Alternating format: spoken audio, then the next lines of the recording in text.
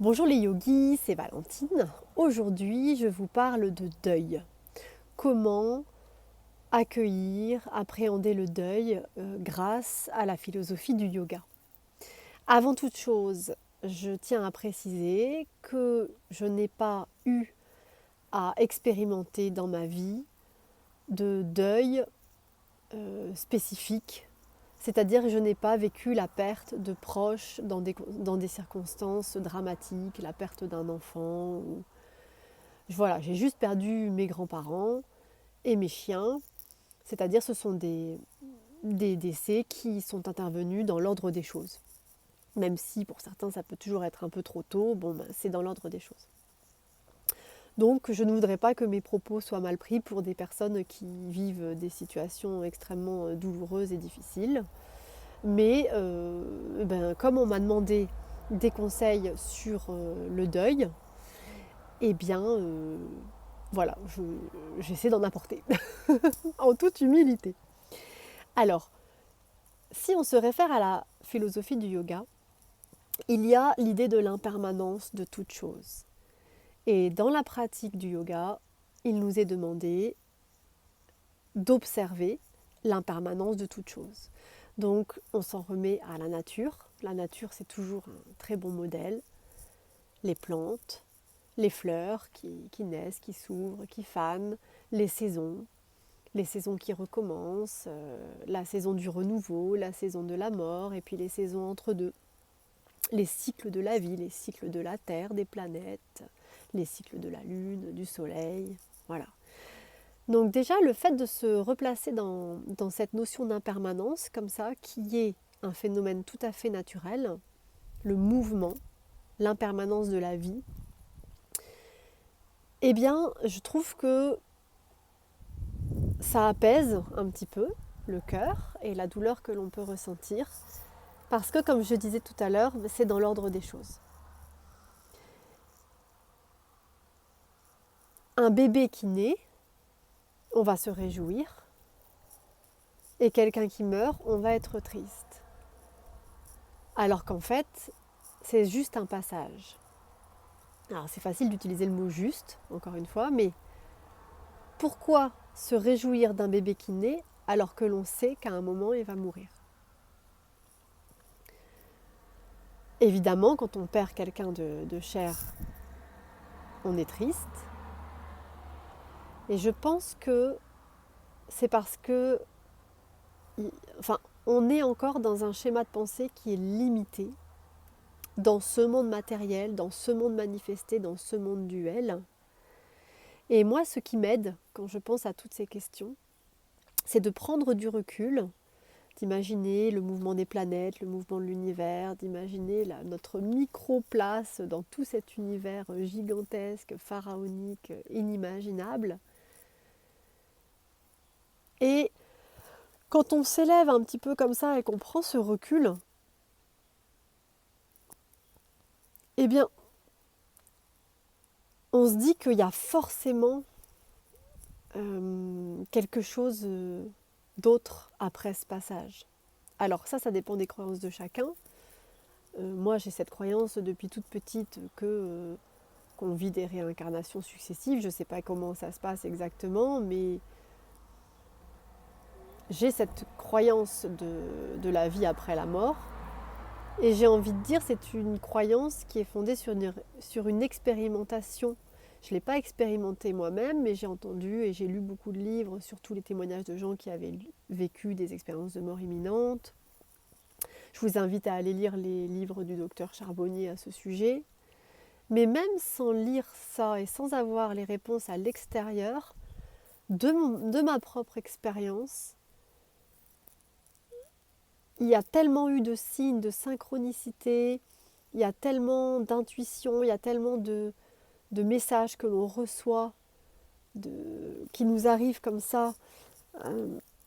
Excusez-moi, j'ai du mal à m'exprimer parce que c'est un sujet un peu particulier sur lequel j'ai jamais l'habitude de m'exprimer. Mais en fait, tout ce que l'on vit comme ça, toutes ces synchronicités qu'on vit, ça renforce la foi que l'on ressent. Et cette foi, au bout d'un moment, elle nous amène forcément à croire à cette vie après la mort. C'est-à-dire que la mort n'est que la mort du corps physique et que la vie continue après. Sous quelle forme, on ne sait pas. Je peux avoir que les témoignages de gens qui l'ont vécu. Moi, je ne l'ai pas vécu, mais pour moi, c'est un fait, c'est une évidence et c'est quelque chose que je ressens. Donc je n'aime même pas l'appeler croyance. Pour moi, c'est une sorte de connaissance acquise par l'expérience. Donc ça, c'est une deuxième chose. Donc l'impermanence de toute chose, l'ouverture à quelque chose de plus grand. Et en Anusara Yoga, on dit open to grace, s'ouvrir à la grâce. Et voir, donc open to grace, c'est un petit peu ce que j'ai dit là, s'ouvrir à cet univers énorme, la grâce de Dieu, la grâce divine qui fait pousser les plantes, qui fait pousser les bébés. Il y a forcément quelque chose derrière. Quelle est cette force qui guide tout? Il y a forcément une force divine, un Dieu, une nature, un plein potentiel, quelque chose qui nous guide, une source.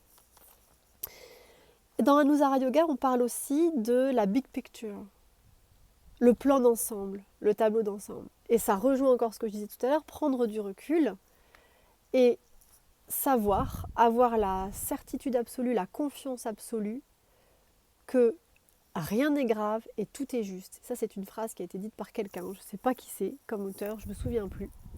Mais il nous dit « rien n'est grave, tout est juste ». Et aussi douloureux que cela soit d'être séparé d'un être cher, le fait de se dire ça, ça apaise aussi un petit peu et on se dit « c'est juste ». On ne sait pas pourquoi. On ne sait pas pourquoi c'est juste qu'un petit enfant meure de leucémie ou que quelqu'un meurt dans un accident de voiture ou quoi. Mais sur un plan plus grand, c'est juste. Sur la big picture, notre big picture à nous, la big picture de la société, la big picture du monde entier, c'est juste. Pourquoi? Je ne sais pas, parce que peut-être cette personne, elle devait aller se reposer dans le monde des âmes. Moi, c'est comme ça que je l'explique à mes enfants. Elle doit aller se reposer dans le monde des âmes, guérir un petit peu son corps éthérique, son corps astral, avant ensuite de revenir dans une autre incarnation. Et dans cette autre incarnation, il faut qu'elle soit là à tel moment, au juste moment, pour pouvoir agir de telle manière, pour créer tel fait dans le monde. Et en fait, on ne sait pas. Donc ça nous amène à la quatrième chose, c'est le lâcher-prise. En fait, on ne sait pas. Et Socrate disait, je sais que je ne sais rien. Et je ne sais pas. Ah, il y a des moustiques qui piquent. Pourquoi les moustiques piquent-ils? Je ne sais pas. Ils m'embêtent. Et je sais que je ne sais rien. Et donc, je ne sais pas. Donc, je lâche prise. Et donc, je cesse le contrôle. Je cesse de vouloir contrôler. Et de toute façon, vous avez remarqué que la vie, elle nous amène, étape par étape, expérience par expérience, à, au bout d'un moment, lâcher prise. On va tout essayer avec notre petit personnage, notre ego, on va aller jusqu'au bout de ce qu'on doit faire. Et en fait, pour se rendre compte à un moment qu'on doit lâcher prise. Et à ce moment-là, on aurait tendance à se dire « Ah, j'ai souffert pour rien, j'ai fait tout ça pour rien ». Mais en fait, non, parce que c'était notre chemin et on était obligé de passer par tout ça pour arriver au lâcher prise. Donc, dans le cadre d'un deuil, il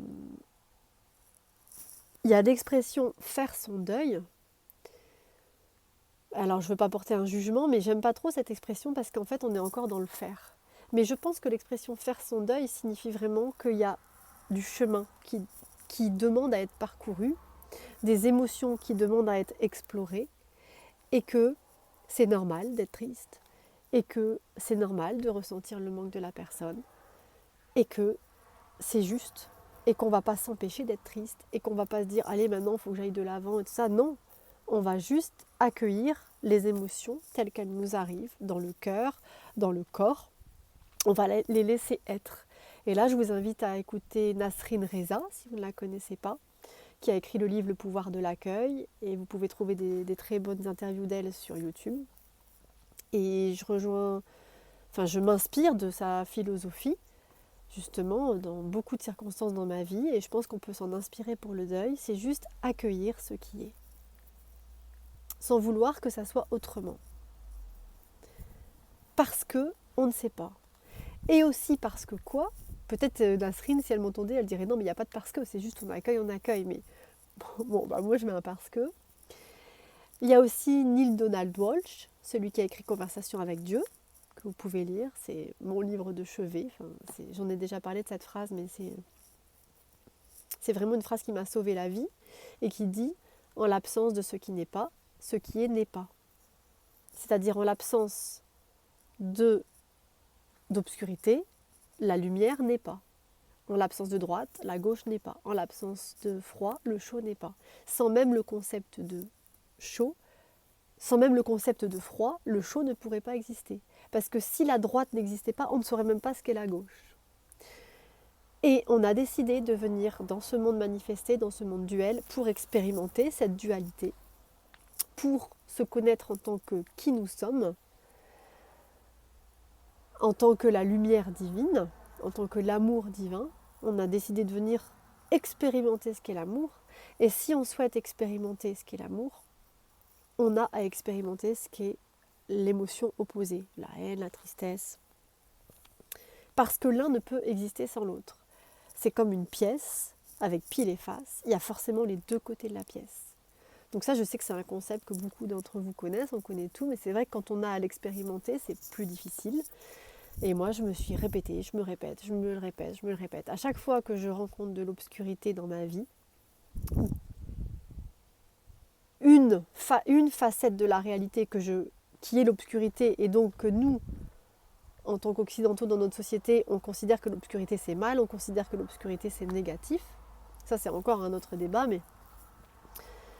Et bien, à chaque fois que je rencontre de l'obscurité, j'ai un jugement intérieur, en arrière-plan, qui dit c'est mal.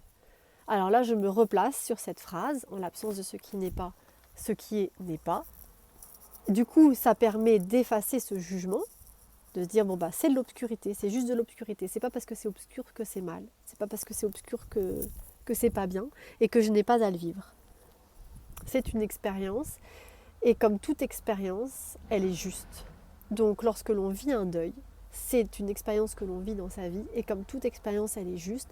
Et donc ça m'amène à avoir la foi que cette expérience va m'apprendre quelque chose et va me permettre d'expérimenter mon chemin en tant qu'âme et d'être qui je suis. Elle va me permettre de me connaître en tant que qui je suis. Elle va peut-être me permettre d'avoir une prise de conscience sur quelque chose, de plus profiter du moment présent après parce que je me rends compte que c'est impermanent. Et ça n'empêche pas la tristesse, ça n'empêche pas la souffrance, mais juste la tristesse et la souffrance, elles sont accueillies, elles sont intégrées dans cet accueil de ce qui est. Et ce qui est, c'est à la fois le yin et à la fois le yang. Les deux parties d'une même pièce. Alors je regarde mes notes parce que j'avais noté quelques idées. J'ai tout dit. Et oui, donc avec l'expression faire son deuil, il y a ce cheminement qui est sous-entendu dans le mot faire. Et moi j'ai lu un livre de Wayne Dyer qui s'appelle Le Virage. Il existe le film également. Et il explique bien là-dedans que la vie, le cheminement de la vie, c'est de passer du faire à l'être. Et c'est quelque chose qui m'a beaucoup marqué. Et donc quand on dit faire son deuil, j'ai l'impression qu'on nous demande encore d'être dans l'action de quelque chose. Je ne sais pas d'où vient cette expression, je ne sais pas si c'est une expression d'occidental ici, mais j'ai l'impression que si on regarde un peu plus dans les traditions orientales, la mort est beaucoup plus accueillie dans les populations un peu plus tribales, où on est moins déconnecté de la nature. La mort fait partie de la vie, on la regarde en face, on l'observe, on accompagne les mourants. C'est pas quelque chose de tabou. Et nous, on considère ça encore comme quelque chose de tabou. C'est tellement dommage. C'est tellement dommage. Mais je pense que du coup, ça nous permet une voie d'expansion. Et il nous appartient à chacun, lorsqu'on est confronté, lorsqu'on expérimente le deuil, je pense, de s'ouvrir à tous ces concepts, de prendre du recul, de respirer, de regarder plus haut, de se connecter à l'être que nous sommes. Donc plutôt déjà se dire je suis en deuil et non pas je fais mon deuil. Parce que quand je fais mon deuil, j'ai un objectif à atteindre. Et je suis encore en lutte contre quelque chose. Je lutte encore contre toute cette partie obscure, cette tristesse. Je lutte contre la tristesse que je ressens. Je ne devrais pas être triste. Donc déjà je perds quelqu'un, déjà je suis triste. Et en plus, intérieurement, en arrière-plan, je me dis que je ne devrais pas être triste, que je ne suis pas assez forte, qu'il faut que j'aille de l'avant et tout ça. Donc on est constamment dans notre société, dans la lutte. Et du coup, moi, j'aurais envie de dire, déjà, changer le mot et se dire, je suis en deuil. Et j'ai le droit d'être en deuil. Et voilà. et je suis en deuil le temps que ça durera. Ce qui n'empêche pas de se replacer dans la pratique du yoga, dans tous les concepts dont on a parlé précédemment. Ce qui n'empêche pas de pratiquer, de faire ses postures, ses respirations, ses méditations. Et donc du coup, à partir du moment où je me reconnais au fait d'être en deuil, je me reconnais avec mon être, je suis, et non pas je fais des choses pour. Vous voyez la différence? Et à partir du moment où je suis, et que je me connecte à moi-même, eh bien, je vais me connecter donc à mon âme, et donc aux anges, et donc aux esprits, et à tous les anges et Dieu qui nous soutient, tous les esprits qui nous soutiennent. Mais tout ça, c'est nous, c'est notre âme en fait, on se soutient nous-mêmes. Et du coup, j'en viens à un dernier point que je voulais aborder, c'est qu'on n'est jamais seul, on est toujours accompagné. Ça, c'est une phrase que je me dis souvent aussi quand je rencontre une difficulté. Je suis accompagnée. Donc, rien n'est grave, tout est juste. Pas de chaud sans le froid. Et je suis accompagnée. Je suis toujours accompagnée. Donc, je demande de l'aide. Donc, je demande de l'aide à Tartampion, à mon ange gardien, à Dieu, à qui je veux. Mais je demande. Donc pour faire ça, je me connecte sur le souffle, je respire, je me recentre mon intention dans le cœur. Je peux me connecter avec mon faisceau de lumière blanche à l'univers. Je peux me connecter à notre terre, à notre mère la terre, à qui je veux. Et là, j'observe ce qui se passe. Et je vais sentir des picotements, je vais sentir l'énergie qui circule.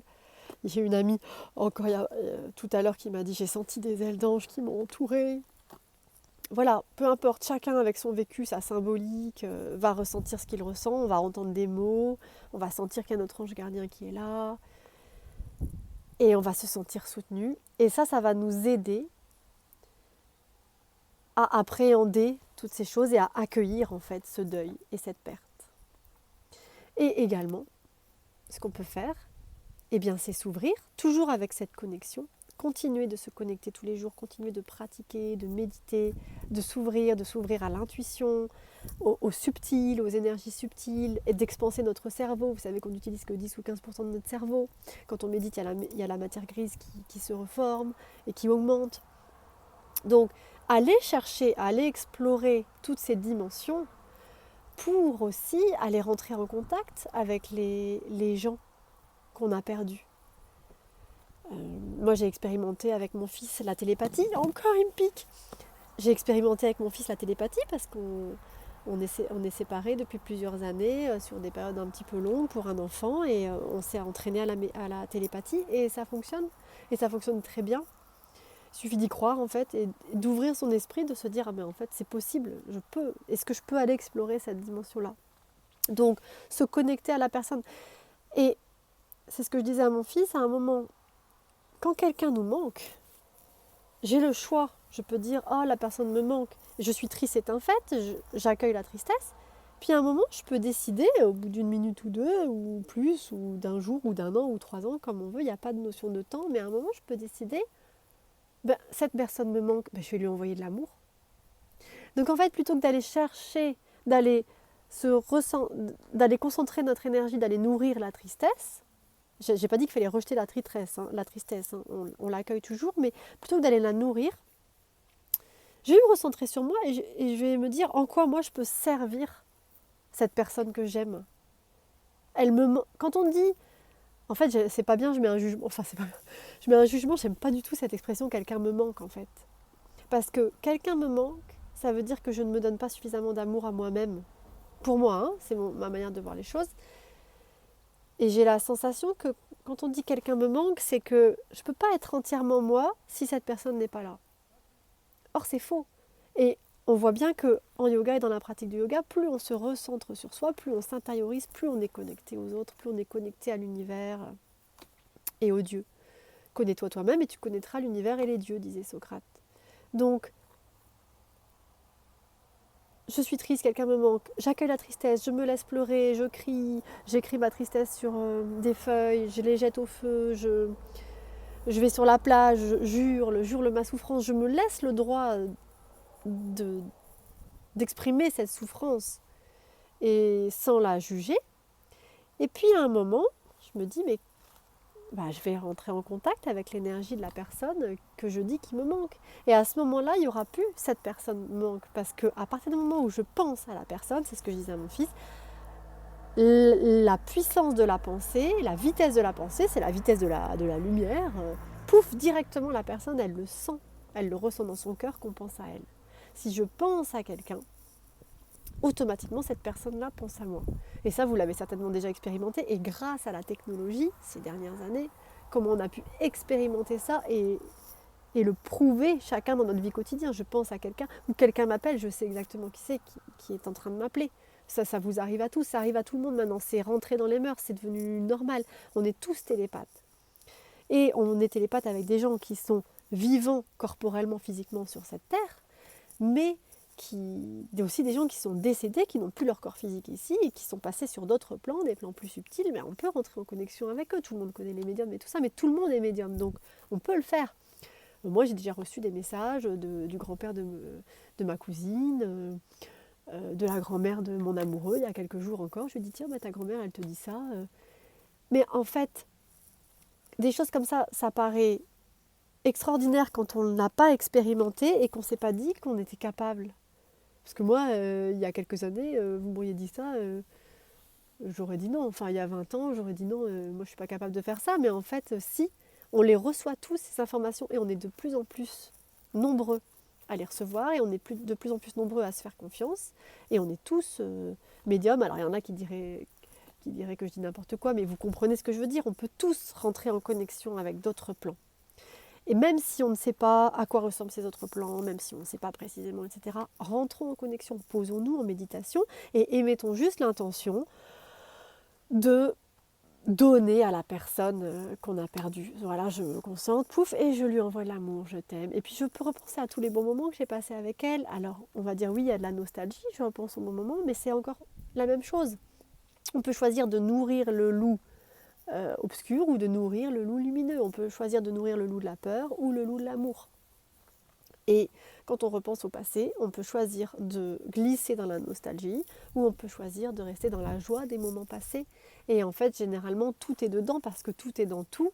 Et ce qui est génial, comme Nasrin Reza le dit, c'est d'accueillir le tout. Voilà. Donc, je crois que j'ai un petit peu dévié. Je parlais de l'être, non? Et du coup, l'être, la connexion et l'attente. Et si jamais on fait ça et qu'il n'y a rien qui vient, il n'y a rien qui vient, on accueille en fait. Mais s'il n'y a rien qui vient, c'est pas qu'il ne se passe rien. C'est pas que la connexion n'a pas été établie. Pourquoi? Parce qu'on a tellement de pensées limitantes en nous que déjà ça brouille le spectre. Hein. Vous savez qu'en yoga, on dit bien, le yoga c'est l'arrêt des fluctuations du mental. Et c'est comme si notre cœur avait la parfaite connaissance, un plan d'eau d'un lac hyper limpide où on voit le fond, et puis toutes les pensées, c'est comme si on jetait des pavés dans cette mare, dans ce lac, et ça brouillait toujours l'eau, et donc on ne voyait pas le fond. Mais en fait, le fond, il est là quand même. Donc la connexion, elle se fait à partir du moment où on émet l'intention. Tout part de l'ambiance intérieure, tout part de l'intention. Donc émettons l'intention de rester connecté en amour avec les gens qu'on aime, et on est connecté avec les gens qu'on aime en amour, puisque de toute façon nous sommes tous qu'un. Et puis j'aime bien penser à toutes ces vies antérieures. Ah oui, et il y a une dernière chose que je voulais dire également, c'est que Einstein a prouvé, et la physique quantique l'a prouvé là aussi ces 15 dernières années, que le temps n'existe pas. Le temps et l'espace ne sont qu'une possibilité qui nous est offerte pour expérimenter la dualité. C'est-à-dire que sans temps et espace, il n'y aurait pas d'expérimentation possible de la dualité. Alors ça, moi je vous dis ça, je pense que c'est des croyances que j'ai parce que je fais confiance aux scientifiques. Vous pouvez écouter par exemple Nassim Haramein. C'est pas quelque chose que j'ai expérimenté personnellement, quoique. Si, puisque j'ai expérimenté l'espace, la télépathie et le temps, j'ai quand même eu des expériences, ne serait-ce que tout le monde l'a eu l'expérience, que quand on part en vacances, le temps il paraît hyper long et puis quand on revient il paraît hyper court. On voit bien là que le temps c'est juste subjectif et c'est une notion qui n'existe pas en fait. On l'expérimente quand même. Bon bref. Mais du coup, vu que l'espace-temps n'existe pas et qu'on est tous un, on est tous reliés dans l'amour. Et j'ai pensé à ça il y a 2 jours justement, à me dire, mais en fait, il n'y a pas à avoir peur de la mort. Parce qu'en fait, la vie n'est qu'une illusion. L'espace et le temps ne sont qu'une illusion. Et j'ai eu cette image que je vous partage parce que peut-être ça va aider. Parce que moi, ça m'a fait un... J'ai toujours eu, depuis que je suis toute petite, j'ai toujours eu la trouille énorme que ma mère meure. Et puis au fur et à mesure des années, jusqu'à ces dernières années, la peur de la mort, elle s'est complètement apaisée. Et j'ai repensé à ça il y a quelques jours avec cette histoire du coronavirus où je me suis dit, quand même, là, je vois bien qu'il y a quand même des peurs qui reviennent. Et je me suis dit, c'est comme si...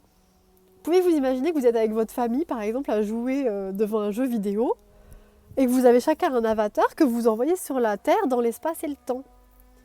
Et en fait, votre avatar, il est en train de vivre la vie que vous lui dites de vivre avec votre petite manette, là. Et vous lui mettez une enveloppe corporelle, vous le faites mourir à un moment, après vous le faites renaître dans une autre vie, tout ça. C'est comme si vous voyiez, par exemple, le sang de vos vies en même temps et même sur plusieurs étages. Hein, parce qu'on a tendance à visualiser les vies antérieures sur un axe horizontal, alors que apparemment, si vous écoutez la théorie du double de Jean-Pierre Gagné-Mallet, apparemment les vies antérieures ne seraient pas antérieures, elles seraient simultanées. On a des doubles sur des strates comme ça. Et ça paraît logique si le temps n'existe pas. Donc, moi j'ai imaginé ça comme ça, et je l'expliquerai à mes enfants, c'est qu'on a des... On est dans le jeu vidéo, et puis on a tous nos petits bonhommes, tous nos doubles là, qui vivent des vies simultanées, et on en fait ce qu'on veut. Mais en même temps, tous les gens qu'on croise dans nos vies simultanées, ils sont en même temps que nous devant la pièce, sur le canapé, à jouer aux jeux vidéo, avec nous. Et on en parle et on décide ensemble, ah bah tiens, moi je vais me mettre là, ah bah écoute, à ce moment-là, je vais faire ça, comme ça quand j'arriverai au deuxième étage, je vais être ici, je vais pouvoir t'aider à faire ci, vous voyez ? Et j'ai trouvé ça génial comme image, j'étais super fière de moi, je me suis dit, mais trop bien. Et justement, je voulais faire une vidéo là-dessus, alors j'en parle là-dedans. Et je pense que... Enfin, ça apaise vachement, et j'imagine ça. Et du coup, en fait, les petits personnages qui sont dans le jeu vidéo, eux, ils croient vraiment à leur vie. Ils croient vraiment que là, leur vie c'est ça va durer autant de temps, ils sont à tel espace et tout ça. Mais en fait, ils sont dans le jeu vidéo et nous, on est à l'extérieur et on est tous réunis. Les arrière-grands-parents, les cousins, les cousines, les amis, on est tous réunis et on décide tous ensemble. Donc, c'est facile à imaginer à l'échelle d'une famille, par exemple à 4-5 personnes, mais c'est comme si les milliards d'êtres humains que nous sommes, on était 7 milliards, là, avec chacun sa manette, et qu'on voyait tout le tableau, et qu'on voyait toutes les strates, et les bazars, et les bidules. Alors je ne sais pas si ça se passe comme ça, vraiment, si quand on est dans le royaume des âmes, on a conscience de toutes ces strates, ou si on est encore des êtres un peu trop primaires, et que ce sont des archanges ou des anges qui, eux, ont conscience de tout ça, et qui nous guident, et qui nous disent, bon bah tu vas aller là à tel moment. Mais en tout cas, vous comprenez le principe. Et donc quand j'ai pensé à ça, ça m'a super soulagée. Et autre chose qui m'est venue en tête aussi, parce que la personne qui m'a demandé de parler du deuil, enfin elle ne m'a pas demandé de parler du deuil, elle m'a demandé une méditation pour aider, et du coup je vais en faire une après que je vais inclure dans le défi, mais c'était par rapport au deuil d'un animal. Et je pense que c'est valable pour les animaux comme les humains. Et d'ailleurs si vous écoutez le docteur Charbonnier, il propose des stages de week-end sur une méthode particulière qui est en fait une méthode de méditation pour aller justement rentrer en contact avec les défunts. Et il dit qu'il y a à peu près, je sais pas, 70% des gens, quand ils sortent de là, eh ben, en fait, ils prennent plus leurs antidépresseurs, ils sont guéris de leur dépression, de leur mal-être et tout ça, parce qu'en fait, ils ont réglé des choses avec les gens qu'ils aiment, ou tout simplement, ils sont re-rentrés en contact avec les gens qu'ils ont aimés dans cette vie terrestre, et ça les a soulagés, et ça a enlevé la peur de la mort. Et j'ai lu dans un autre livre également que toutes les peurs, en fait, se regroupaient dans une seule peur, qui est la peur de la mort. Et moi, je sens bien de mon expérience personnelle que du moment où j'ai vraiment commencé à ne plus avoir peur de la mort, j'ai bien senti que ça avait débloqué plein de choses chez moi. Donc, dans ces stages du docteur Charbonnier, il y a aussi des gens qui ont revu leurs animaux de compagnie. Et leur animal de compagnie, par exemple, il donne l'exemple d'un animal, d'un chien qui est venu, qui est rentré en contact avec son ancien maître et qui lui a dit « T'as bien fait de m'euthanasier, je souffrais trop, je te remercie. » Et du coup, ça a enlevé toute la culpabilité au maître et puis pouf, il a pu reprendre le cours de sa vie. Moi, je trouvais que c'était beau. Je voulais vous le partager. Voilà les yogis, c'était mes réflexions sur le deuil et la mort. Et je remercie la personne qui m'a posé ces questions. Et je vous invite à me poser vos questions si vous en avez envie, besoin. Et c'était très particulier pour moi parce que j'ai jamais parlé de ça, mais c'était une bonne expérimentation et puis une petite sortie de zone de confort quand même. Et je pense que ça pourra aider certains, je crois, j'espère. Alors namasté. Et puis je vais mettre le lien dans la vidéo de la méditation que je vais proposer pour justement accueillir ce deuil en fait. Namasté les yogis et gardez le mojo.